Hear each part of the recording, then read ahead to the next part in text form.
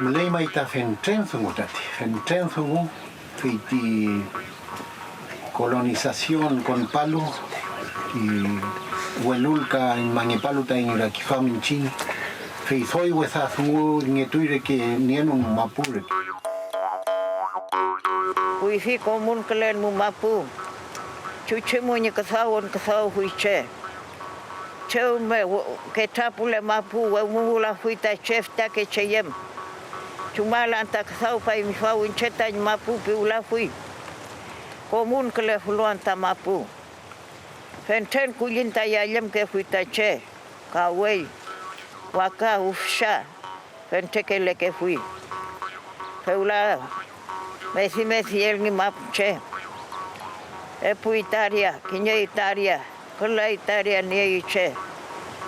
Kaserant kui, ngewala ita kui, ngewala ita mongeam. Reptike ksau imtenta che.